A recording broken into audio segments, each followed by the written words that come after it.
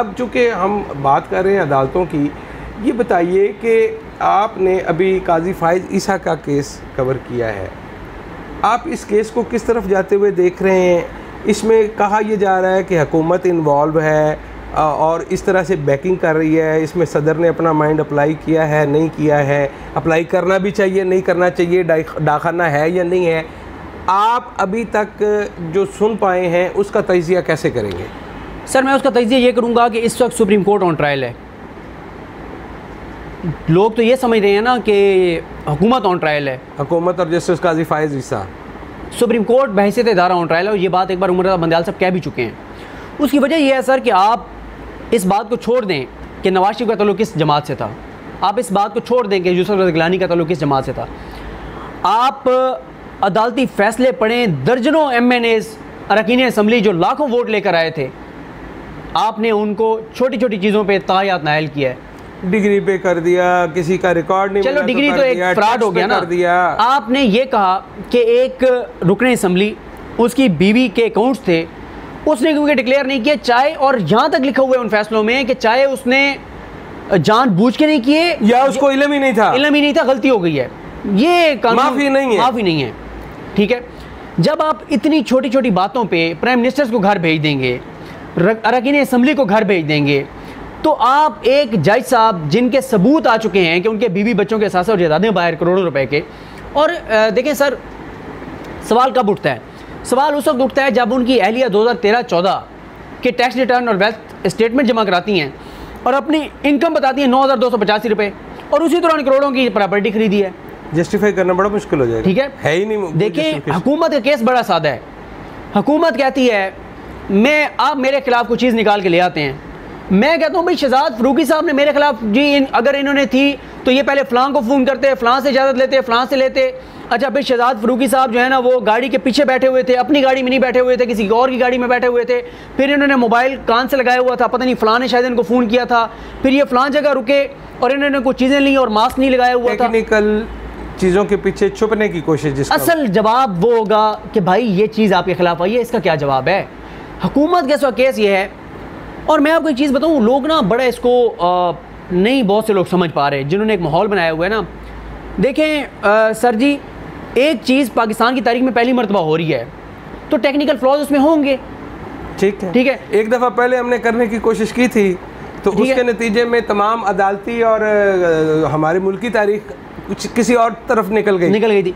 देखें पाकिस्तान की तारीख में आज तक मैंने जितने वकीलों से पूछा, किसी वकील को भी ये नहीं पता, याद नहीं है, अगर ऐसा हुआ भी है तो सुप्रीम कोर्ट के किसी जज को सुप्रीम जुडिशल काउंसिल ने आज तक नहीं निकाला। एक भी सुप्रीम कोर्ट के जज को नहीं निकाला गया। हाई कोर्ट के निकाले गए हैं, 4-5 जजेस निकाले गए हैं हाई कोर्ट के। या तो ये होता है कि जब जज जाने लगता है तो रिजाइन कर देता है, या हाई कोर्ट के जजेस निकालेंगे, सुप्रीम कोर्ट का कोई जज नहीं निकाला गया। ये ठीक बात है। इफ्तिखार चौधरी साहब का जो मामला था वो बिल्कुल मुख्तलिफ मामला था। इफ्तिखार चौधरी साहब के मामले में उनको माजूल कर दिया गया, उनको काम से रोक दिया गया, बच्चों को कैद कर दिया गया, उनके बालों से पकड़ा गया। वहाँ पे सदर ने, परवेज़ मुशर्रफ साहब ने उनको ईवान सदर बुला के और कहा कि रिज़ाइन दो। ठीक है, ये फिर उन्होंने बाद में फिर इमरजेंसी भी लगा दी। उसमें बहुत मुख्तलिफ मामला था और उसमें जो एक पॉइंट बहुत ज़बरदस्त इस्टेब्लिश किया जो किसी के जहन में पहले नहीं था या किसी ने गौर नहीं किया था, जो फ़रूक नसीम साहब ने किया है, उसमें शोकाज़ नोटिस जारी नहीं हुआ था। जब शोकाज़ नोटिस जारी हो गया है तो सुप्रीम कोर्ट की जुरिस्डिक्शन ख़त्म हो गई, वो समात के लिए उसके पास दायरा इख्तियार ख़त्म हो गया। और देखें अब तो इसका मतलब ये है कि दायरा समात का जो इख्तियार समात का जो मसला है, जब तक उसको सेटल नहीं करते, लेकिन ये सारा कुछ पेंडिंग साथ लेके चल रहे हैं। सर देखें, मैंने जो आपको जुमला कहा ना कि सुप्रीम कोर्ट ऑन ट्रायल है, सुप्रीम कोर्ट ऑन ट्रायल क्यों है कि आप ब्यूरोक्रेट से भी पूछते हैं, आप जर्नलों से भी पूछते हैं, आप पाकिस्तान के हर शहरी से पूछते हैं, आप वज़ीर-ए-आज़म से भी पूछते हैं, आप सदर से भी पूछते हैं, आप वज़ीर-ए-आज़म को भी घर भेज देते हैं, सबका एहतसाब करते हैं। जब आपकी बारी आई है तो आप टेक्निकल चीज़ों में अपने जज साहब को छुपाने की कोशिश कर रहे हैं। और सर आपको पता है, आप सोशल मीडिया देखें, मैं तो यकीन करें, मैंने प्राइम मिनिस्टर ऑफिस के एक इंतहाई जो रेलिवेंट शख्सियत थी और हैं, उनको मैंने मैसेज किया। मैंने कहा मुझे पता है कि ये आप नहीं करवा रहे, मुझे ये भी पता है कि लोगों की एक फ्रस्ट्रेशन है, गुस्सा है, लोग कर रहे हैं, लेकिन क्योंकि उन लोगों का एक लग रहा है कि वो आपकी जमात से हैं वो अकाउंट्स, उनको रोकें। ये चीज़ आपके फ़ायदे में नहीं है कि ये लगे कि ये कंपेन अदलिया के ख़िलाफ़ आप करवा रहे हैं। ठीक। लोग फ्रस्ट्रेशन में कर रहे हैं। लोग क्यों फ्रस्ट्रेशन में कर रहे हैं? मैंने सर जिस वीडियो का अभी आप जिक्र भी कर रहे थे जब मैं आपके पास आया, और आप भी इस मामले में, ज़ाहिर है मैं दोबारा ये कहूँगा कि आपको हमसे तो कई गुना ज़्यादा पता है जो आपका एक्सपीरियंस है। पाकिस्तान की हर जुल्म, ज़्यादती, नाइंसाफ़ी, दो नंबरी, जिस चीज़ का भी मामला ना जाता वो अदालतों में। सिर्फ अब अदालतें ठीक कर लेना सर, पाकिस्तान के तकरीबन मसाइल ख़त्म हो जाएंगे। ब्यूरोक्रेट्स भी तो, उनके मामला भी तो अदालतों में जाते हैं ना। दुनिया के हर आदमी का मामला जो है वो अदालत में जाता है। कोई गैर कानूनी चीज़ होगी ना, जानी वो अदालत में है। ठीक है, आप मसला ये है, और लोगों का अदालतों पर से दिन ब दिन एतमाद उठता चला जा रहा है। और ये पाकिस्तान के लिए, अगर कोई बैठ के ठंडे दिमाग से सोचे ना कि ये कितना बड़ा पाकिस्तान के लिए एक मुसीबत खड़ी होने जा रही है और अजाब पाकिस्तान के ऊपर आ रहा है कि लोगों का अगर अदालतों से एतमाद उठ जाए, तो फिर आपको पता है तालिबान को देख लें आप, या उन लोगों को जिन्होंने बहुत सी शख्सियात बड़ी की जानें ली हैं, वो कहते हैं भाई इसने गलत एक फ़लाँ बात की जो कि गलत थी, दीनी हवाले से, कानूनी हवाले से, या ज्यादती थी, मारा और जान ले ली उसकी। हम लोग, हम जो इस मुल्क को आगे लेके जाना चाहते हैं, हम कहते हैं नहीं, किसी फ़र्द वाहिद के हाथ में इख्तियार नहीं होना चाहिए।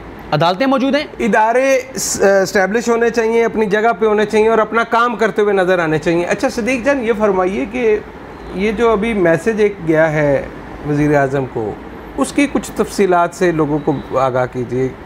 देखें सर, ये प्राइम मिनिस्टर को असल में ना PTI के अंदर ग्रुपिंग बहुत सख्त है, आपको पता है, बहुत ज़्यादा ग्रुपिंग है। अब फ़रूक नसीम साहब के ख़िलाफ़ एक ग्रुप है जो कि बहुत, वो भी तगड़ा ग्रुप से लगा हुआ है। हाँ, बाजवा साहब वाले मामले में भी उन्होंने फ़रूक नसीम साहब पे डाला, हालांकि मुझे बहुत सारी चीज़ें पता है, उसमें फ़रूक नसीम साहब का मामला नहीं था। वो जो एक्सटेंशन, जो नोटिफिकेशन में गलतियों का मामला था, वो भी, अब ये इस हुकूमत के कोई ऐसी कोई इनकी किस्मत है, वो वाला मामला भी पाकिस्तान की तारीख में पहली मरतबा कोर्ट में आया था। जी हाँ, एक्सटेंशन, बहुत सारी चीज़ें हम जिंदगी में पहली बार देख रहे हैं। अच्छा, अब उसके बाद जब ये फैसला हुआ कि हमें रेफरेंस दायर करना चाहिए, एक ग्रुप है PTI के अंदर जो पहले दिन से लोगों को कह रहा है कि ये फ़रूक नसीम ने हुकूमत को मरवा दिया है, इमरान खान को मरवा दिया है, हुकूमत चली जाएगी। उनका अपना एक ग्रुप, वही खबरें लीक करते हैं, वही खबरें लगवाते हैं, वही माहौल बनाते हैं। अच्छा, उस ग्रुप की शायद जो उनकी ओपिनियन है उसमें दमखम भी है, ऐसा नहीं है कि वो कोई वजन है उनकी बात में। वजन उनकी बात में यह है कि अगर मुशर्रफ अदलिया का कुछ नहीं बिगाड़ सका ना, तो आप मुशर्रफ से बड़े डिक्टेटर तो नहीं है ना। ठीक है, आपके पास मुशर्रफ जितनी पावर तो नहीं है ना।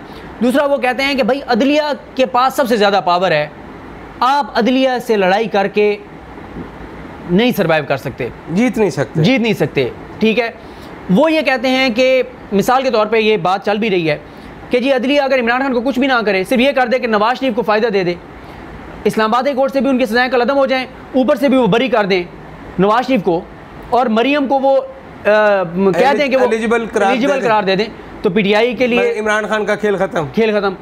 देखिए सर, बात ये है नहीं, तो आपके ख्याल में वो ये कहना चाह रहे हैं कि अदलिया चीज़ों को इस तरह से देखती है कि भी हमारे साथ इसने ये किया है, बिल्कुल, तो अदलिया जो है वो मुंतकम मिजाजी में आके तो उनके खिलाफ फैसला देगी। बिल्कुल उनकी ये राय है, लेकिन दूसरी तरफ जो राय है प्राइम मिनिस्टर पाकिस्तान की, जो उन्होंने जवाब दिया है इमरान खान साहब ने, उन्होंने कहा भाई बात ये है, अगर मैं मनी ट्रेल दे सकता हूँ ना, तो जज साहब भी मनी ट्रेल दें। और इमरान खान, मैं आपको बताऊँ, मैं पिछले 3 माह से ख़ास तौर पर देख रहा हूँ, मार्च, अप्रैल, मई, 3 माह से, कि इमरान खान फैसला कर चुके हैं कि मेरी हुकूमत रहे ना रहे, मैं जो चीज़ें मुझे करनी चाहिए ना वो अब मैं कर गुजरूंगा।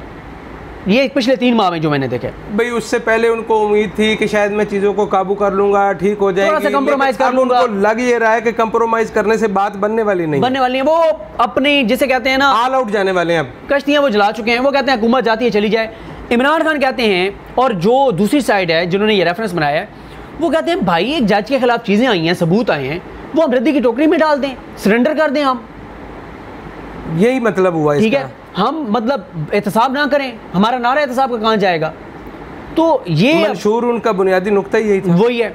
तो अब अदलिया ऑन ट्रायल इसलिए है कि अदलिया को लोगों का एतमाद इस चीज़ पे, लोगों को मुतमईन करना है कि अदलिया के जजेस जो हैं वो मुकद्दस गाय नहीं हैं, कानून से बालातर नहीं है, उनसे भी पूछ हो सकती है, उनसे भी सवाल हो सकता है, उनका भी एहतसाब हो सकता है।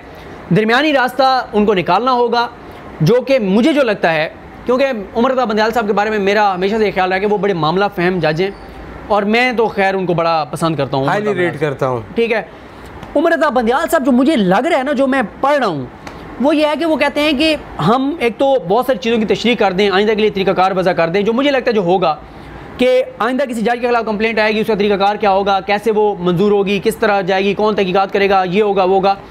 लेकिन साथ वो ये भी चाहते हैं कि ये लोगों को तासुर ना जाए, ये मैसेज ना जाए कि हम अपने जज का एहतसाब नहीं होने दे रहे। उस जज का एहतसाब भी होना चाहिए। अपनी अदालत का जो लोगों की नज़र में परसेप्शन है उसको भी ख़राब नहीं होने देना चाहते, और चीज़ों को ठीक भी और अदलिया की आज़ादी को भी वो प्रोटेक्ट करना चाहते हैं। उसकी वजह यह है कि देखें, आप लोगों को ये बात भी समझनी चाहिए कि ये पॉइंट भी कोई कम वजन वाला नहीं है। क्या तो चलो इमरान खान है, जजों की जासूसी का अगर आपने एक दफ़ा सिलसिला शुरू कर दिया तो फिर ये बात यहाँ रुकेगी। देखें, आज इमरान खान है, इमरान खान खुद करप्ट नहीं है, उनके ऊपर हम तनकीद करते हैं। मैं हमेशा ये कहता हूँ कि अगर नीचे महंगाई कंट्रोल नहीं हो रही तो उसकी जिम्मेदार ब्यूरोक्रेसी है। पंजाब में ब्यूरोक्रेसी को देख रहे हैं ऊपर तक, बुज़दार साहब चीफ सेक्रेटरी और बुज़दार साहब को लगाया इमरान खान साहब ने। तो नीचे जो चीज़ें गलत हैं उसका इसीलिए डायरेक्ट जो इल्ज़ाम है इमरान खान पे जाता है और जाएगा वो, उससे इमरान खान बरी जुमा नहीं हो सकते। जब आप किसी गली मोहल्ले में होने वाले अच्छे काम का क्रेडिट इमरान खान को देते हैं ना, तो फिर बाज़ार में मसनूई महंगाई और ये इन चीज़ों का भी फिर इमरान खान के ज़िम्मे आएगा। अगर आप क्रेडिट उनको देते हैं तो ये चीज़ भी उन तक जाएगी। आपको अदालत का ये मामला जो है वो किस तरफ जाता हुआ दिखाई दे रहा है? आपके ख्याल में अदालत अपनी और हुकूमत दोनों की इज़्ज़त बचाने में कामयाब हो जाएगी?